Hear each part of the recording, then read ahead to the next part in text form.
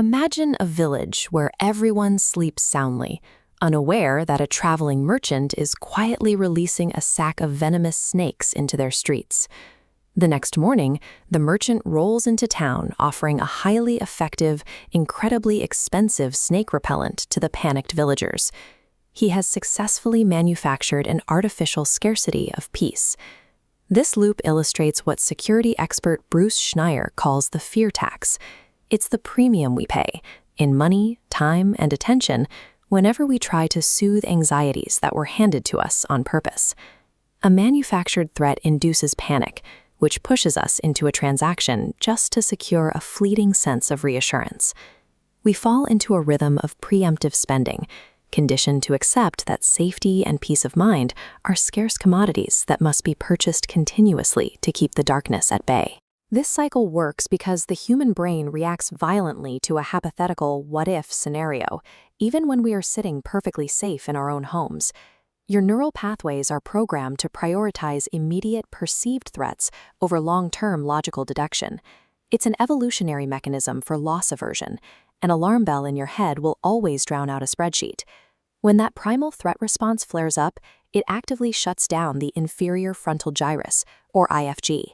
This region normally functions as your bad news filter, helping you update your beliefs with rational information. When the IFG goes offline, you lose the ability to accurately filter out false alarms. Modern marketing exploits this biological override, using a strategy known as fear then relief. By intentionally triggering your panic, they bypass your critical thinking entirely, making the promised relief look like a necessity. The modern economy rarely needs to threaten you with actual physical danger. To extract the fear tax, it only needs to present a vivid, hypothetical scenario that forces your biology to betray your logic. Today, this modern merchant operates out of sprawling, bright, sunlit corporate campuses, delivering a constant, personalized stream of threats directly to the glass screens in our pockets. Harvard professor Shoshana Zuboff identifies this system as surveillance capitalism, where private psychological vulnerabilities, doubts, fears, and insecurities are treated as free raw material for extraction. This extraction turns human emotions into what Zuboff calls behavioral surplus.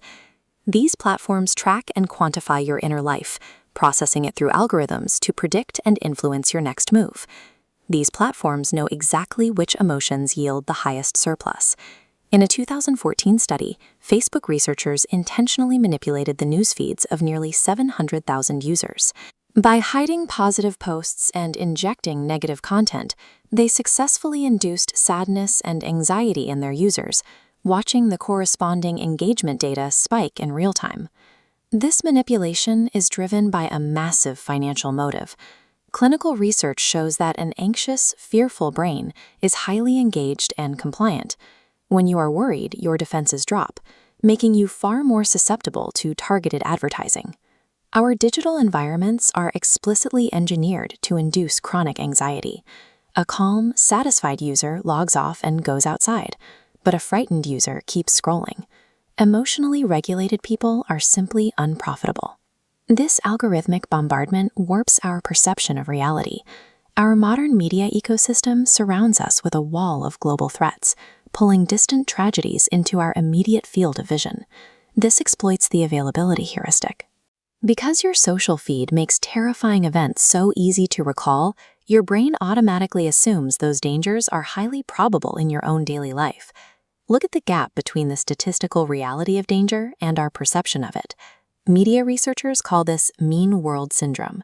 Constant exposure to curated distress tricks us into believing the physical world exists in a state of permacrisis. Behaviors like doom scrolling or the chronic fear of missing out are the expected behavioral symptoms of living inside an engine optimized to keep you afraid. We navigate this architecture of dread every day, paying a premium to buy back fragments of our peace from the companies that stole it. Escaping the loop requires recognizing that your anxiety is a carefully manufactured business feature. Once you see the mechanism, you can begin dismantling its power. Building immunity starts by separating immediate, physical dangers in your real environment from the endless, algorithmic what-ifs on your screen. This leads to a total reframing of your digital habits. Doom scrolling is not a lack of discipline. It is active, unprotected exposure to a marketplace that profits from your panic.